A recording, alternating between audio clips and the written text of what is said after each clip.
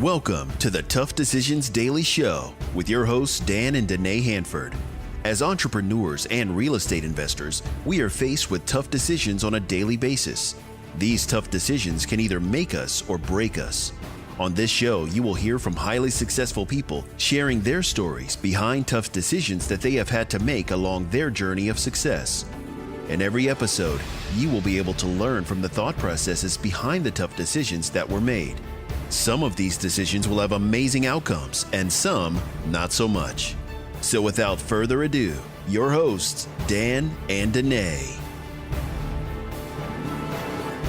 On the podcast with us today is Preston Junger. He is a former Yelp Vice President of Brand Partnerships, employee number 82 at Yelp. He's an entrepreneur, a builder, and a believer in new ideas. Full-service traditional tech, fintech, blockchain, cryptocurrency, and decentralized technologies. He's a sales and growth partner in those industries. He's a former employee for IAC, Yahoo, and Apple. He's also a family man. He's left-handed. He's a sports fan. So he'll enjoy speaking with my wife some more, I'm sure, because she's a big sports fan herself. And limits like fears are often just an illusion. So welcome to the podcast with us, Preston. Thanks, Dan. I appreciate it. Thanks, Dan and Danae, for having me. Hi, Preston. Go ahead and start us off and just kind of give us a little bit of information about how you got into the field. I know you were part of Yelp from the very beginning and some of these other well-known industry or businesses. So tell us how you got into that and what you're currently doing. Yeah, I guess it would all probably, started back when, as a kid growing up with Apple products, Apple 2GS, Apple SE. And when I was in college, actually getting a job working for Apple Direct. I was at college at the University of Vermont. And it was right around the time when there was the sort of Steve Jobs came back, resurrection of the company, launch of the flavor iMacs. And I got a job working with my university to try to increase sort of marketing efforts for the new Apple. And it was in that experience in college that kind of got my first sense of both tech. It was right around the dot-com era, right before the dot-com era or dot bomb era. I think, I majored in English, minored in advertising, and I never necessarily thought I would be in tech or in sales and partnerships. But ultimately, I think it was that experience with working for Apple in college, went to Cupertino, was there at headquarters a couple of summers, and really got a sense for some interesting technology. And then working for some early days, some .com startup companies, ultimately was kind of the springboard, I think, that brought me to some of the companies you guys have mentioned and working with those. And really just, I think my whole approach is really just trying to come in and do not only what my job is, but try to think outside the box. That's just kind of the way I approach life in general. And so far, I think it's been pretty good. I feel like I still have a lot to prove and a lot to accomplish. But in a nutshell, I think that's how I got into the tech scene. And then, from there, kind of it's been no looking back and constantly trying to stay on top of emerging technology, work with, as many of those interesting emerging tech companies as I can, and trying to help them with my experience, with my expertise, with my insights, and hopefully help them accelerate their efforts. And we know in my review of your background and kind of your history, right now you have your hand in several different companies that you've actually founded, correct? Well, I spent about a year and a half ago, I wrapped up just under 10 years at Yelp. So I spent 8 years at Yelp. As we had mentioned before, when we were talking before the show, I was roughly employee number 82. I think there may have been some folks that left and came. And so the numbers that was kind of thrown around in early days in 2008, Yelp party by HR person. So I kind of figured I'd stick with that number. Sounds good, I guess. But ultimately, it was a very early days where I came on because I'd worked for City Search and had some experience in selling City Search. And at the time, City Search was the market standard leader in that space. And so came to Yelp and spent 8 years there building out the second primary line of revenue, which was the brand partnerships team. And so since leaving Yelp, it was a great run, great ride. To me, it didn't feel like 8 years. It felt like probably 3 or 4 different chapters. So it was the early days where things were very scrappy. We didn't really know what was to come. Then it was kind of like, okay, we feel like we're making some headway, and we kind of were approaching IPO, was there on the stock exchange floor. We went public. It's a great experience. And then the sort of experience after and being a public company felt a lot like the companies I'd been at before. And so all along, I'd always had this interest in really being involved more in the early stage aspect of companies and really being able to affect change in many different ways and be involved in many different ways. And so I kind of made a tough decision in leaving Yelp where, and I have a wife and 3 kids and, the primary focus is taking care of them. And so leaving Yelp, the decision was, okay, I could go down the path of going and get another big job, another big tech company, an established tech company, Amazon, Google, Facebook, you name it. Or I could follow kind of my passion, which is ultimately, as I mentioned, working with early stage companies. And so decided to start my own company. That's Milesquare Labs. So I co-founded that about a year ago. My co-founder, who's an early living social, Yodel, and SVP of sales of Fundera. And so we work with a number of companies. And so on my LinkedIn profile, when you're looking there, you might see I do have my hands involved in a lot of companies. Many of those are our collective Milesquare Labs clients. There are some individual advisory roles, board roles that I have, a little bit of angel investment I have there as well. So, I try to make sure I keep time for things that are most important without getting burnt out. So along this journey, I'm sure you've had some various tough decisions. And so I want to kind of focus on this organization that you just recently co-founded. Have you faced any tough decisions in that particular entity? Yeah, for sure. I think number one was going that path and deciding to sort of create our own company. As I mentioned, instead of going and getting another, somewhat predictable new role, similar to the role I had at Yelp at another company, which I think that would be the normal path I probably should, or most people like myself would follow and have followed. And so definitely a tough decision to go the path and not go that route. Although in my mind, I look at it like it's a tough decision, but okay, it's calculated. If for some reason starting my own company and sort of cultivating my network and what I've done to get me to where I am, which is sort of expertise that I've built up and involvement that I've built up with the companies that we've talked about, if that was to completely sort of implode, right, those other companies and those opportunities are always there. So it's a tough decision. That's one, right? And then ultimately within that is like my co-founder and I trying to find a commonality from our lives prior, where we both have built our own individual brands. And so now how do we sort of not only coexist, but how do we create a stronger, more compelling, more cohesive value proposition of our company, which is bigger than our own individual brands, although it involves very much so our backgrounds and our areas of expertise, which are somewhat similar, but are also different, right? So they blend together nicely and they complement each other nicely. And so we've been through a series of tough decisions, and those are just a couple of the kind of the initial starting of the company, as well as kind of trying to help create the cohesive value proposition of our company. And then obviously trying to message that out to, which has largely been word of mouth, folks that know us and have referred startups to us that could use our help with respect to revenue and kind of helping them create efficiencies with their revenue or sales efforts. So I think we've felt some tough decisions for sure in the past year, and I'm certain there's many more to come. Tell us a little bit more about what Milesquare Labs is and what it does so that we kind of have a better idea as to what you are doing right now. Yeah. So I can tell you kind of what we initially thought it was going to be, and then it's changed, and I think it has to be adaptable to kind of as we kind of grow and learn and as we work with clients. But when we started it about a year ago, it was a culmination of kind of our backgrounds, the companies we've worked for, the roles we've had, the people we've worked with, the products, like a Yelp or like a Yahoo or Fundera, Yodel, and sort of we were trying to create an opportunity to work with companies, startups primarily, and we thought it would be late seed, Series A, companies founded by non-sales founders that they had some 300K to 500K plus in annual revenue, and they had some momentum. They raised a recent round of capital.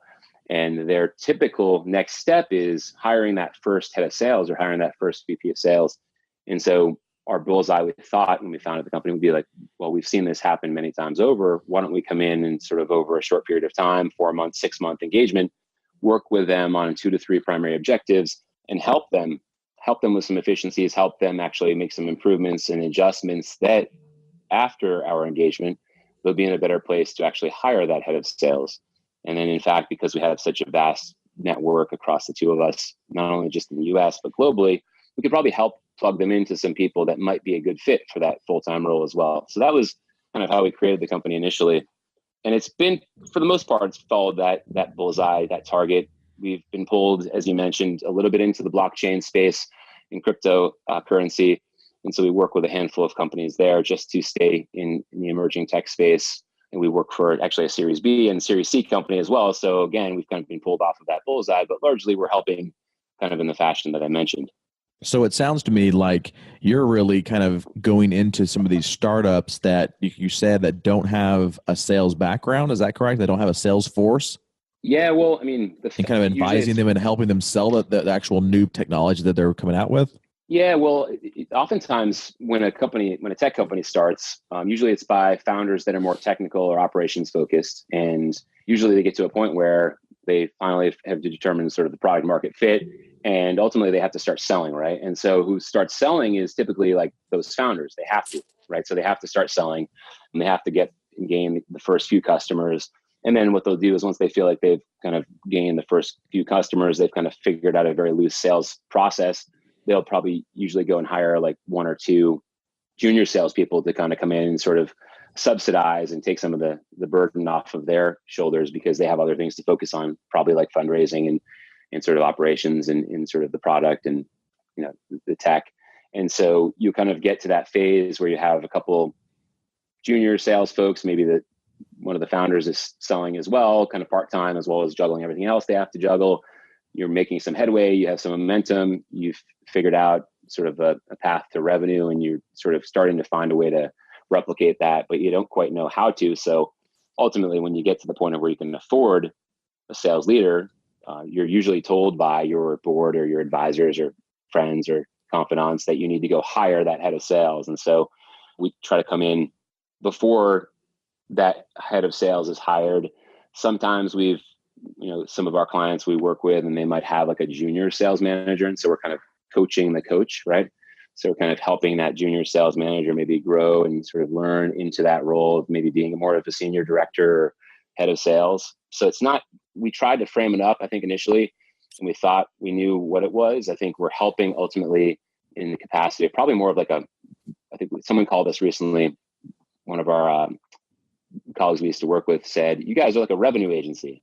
So there's like marketing agencies out there, there's social media agencies, there's sort of media agencies, digital agencies, search agencies, and you guys are like a revenue agency. And it's like, that sounds pretty good. Okay, I think we'll start calling ourselves a revenue agency. People will get that.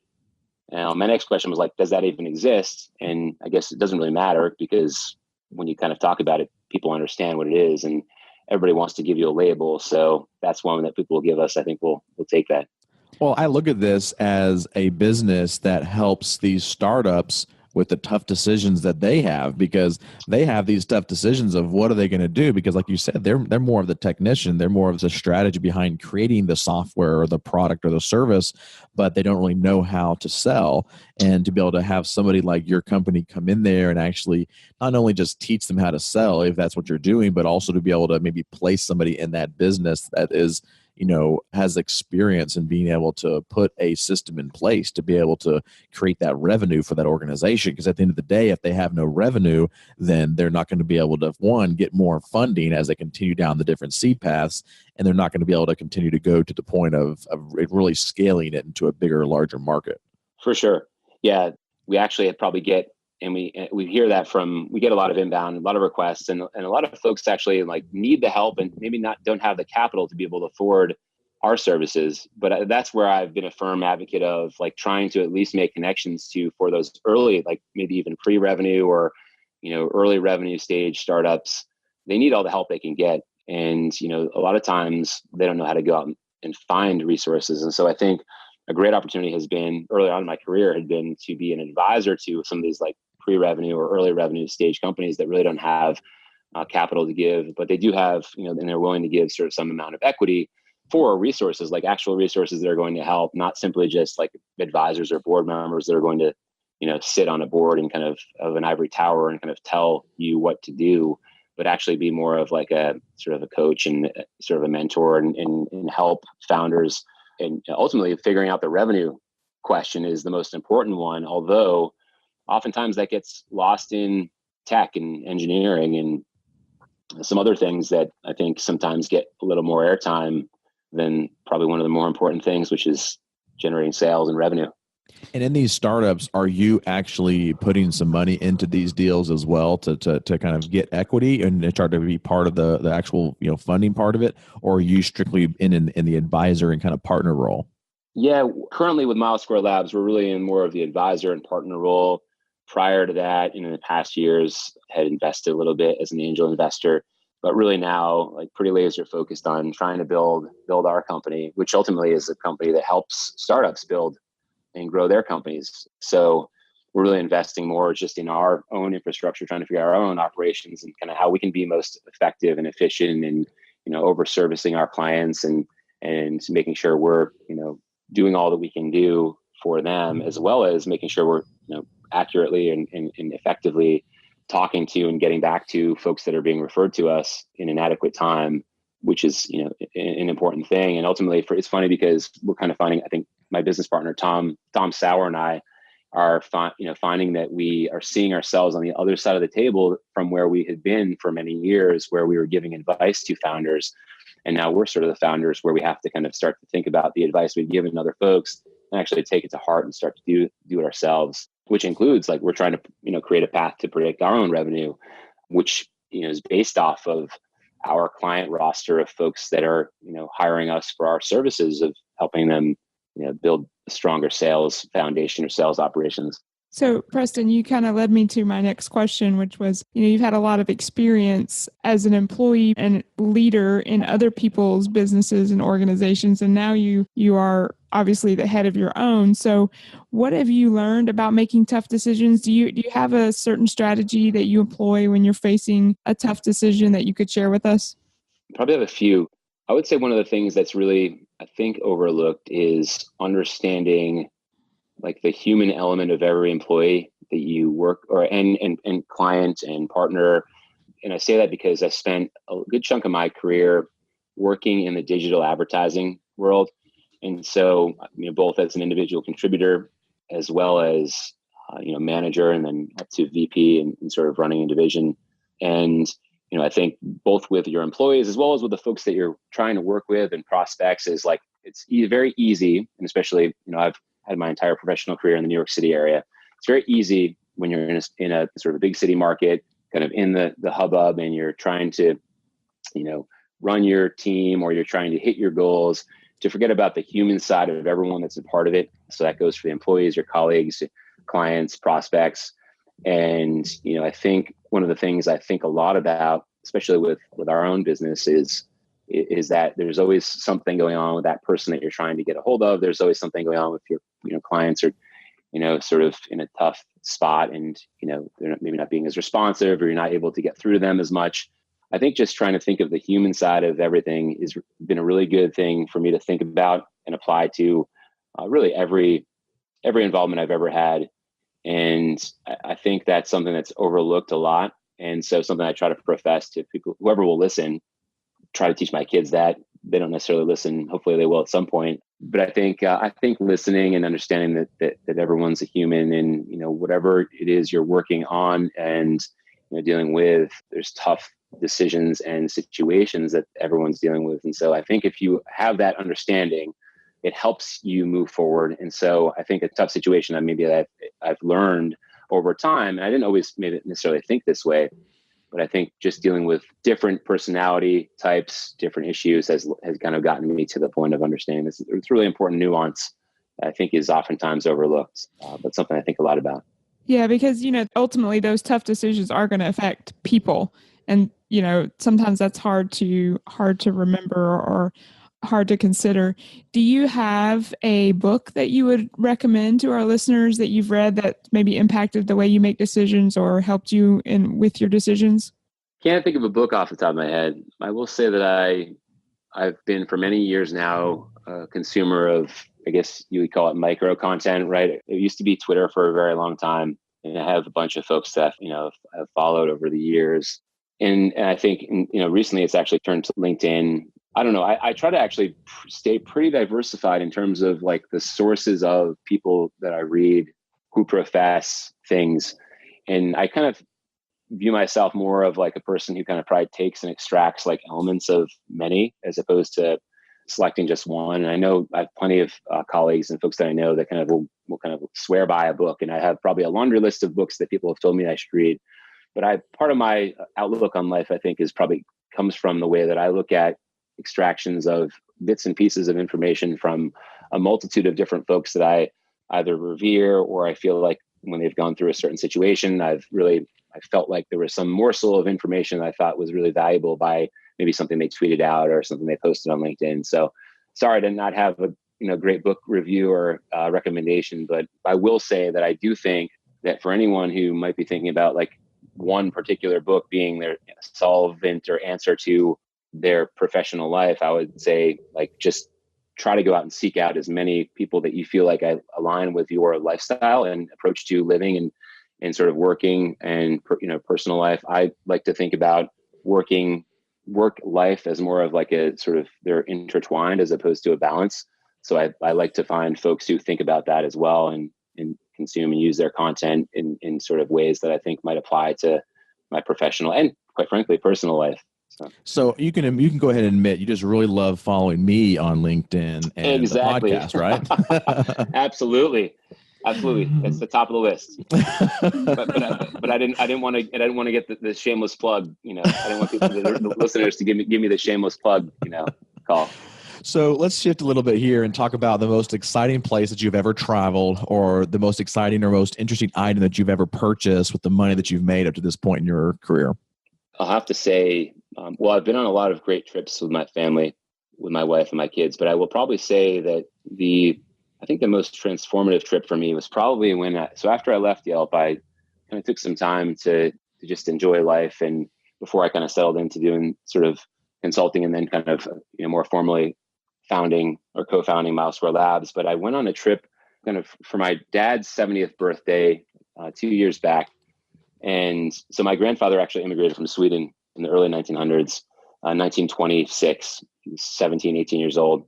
And, he kind of, when he came, he left, he had like many, I think, Swedes in the time, had a tough life, wanted something better, something new, came to Ellis Island with nothing, became a sort of self-made, bartender, restaurateur, worked at the Waldorf Astoria, then worked at Bear Mountain Inn as a bartender who met my grandmother.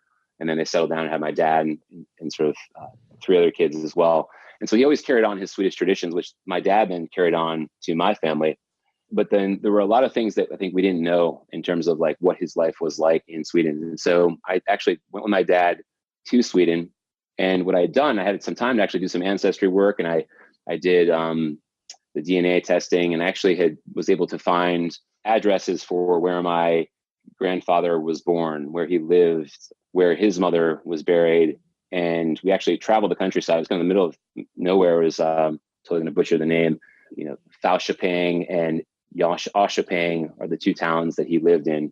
And being able to go there with my dad and my brother and my sister was, I think, a really great experience because, and I never knew my grandfather. He passed away before I was born, before my parents got married.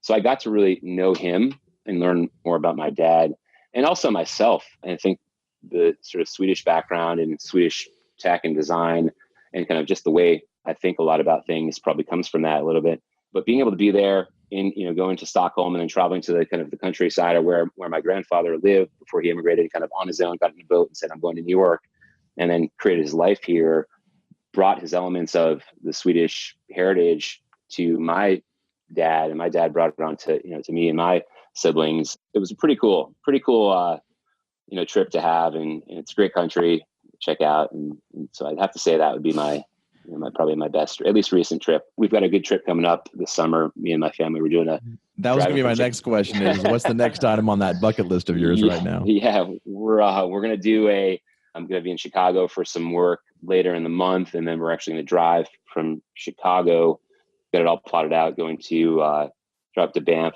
Calgary, and then drive down from there to Seattle and Oregon. We're going to hit up the Goonies house as well, which is in Astoria. So that's going to be a good long road trip. We've covered kind of the other side of the country from kind of New York to Chicago a couple of years back. So that should be interesting. Going to cover a lot of open land. Well, Preston, I really appreciate you taking some time to be on the podcast with us today. How can the listeners reach out to you if they want to get some more information from you about what you're doing and try to follow you some more? You can follow me on Twitter. It's Preston and Junger, Junger, or on LinkedIn. I try to get back to everybody who contacts me. And if I don't, just keep reaching out. I will get back to you. So it's been a pleasure. I appreciate it. Thanks for having me on. Yes, thank you so much. And I hope you have a wonderful rest of your day. Sounds good. You too. Do you want to nominate a highly successful entrepreneur or real estate investor to be a guest on this show? Email us at dan@toughdecisions.net. Help us by spreading the word about our show with your friends. And also take time right now to subscribe and leave a review on iTunes, YouTube, Facebook, Twitter, or your favorite platform. You've been listening to The Tough Decisions Show.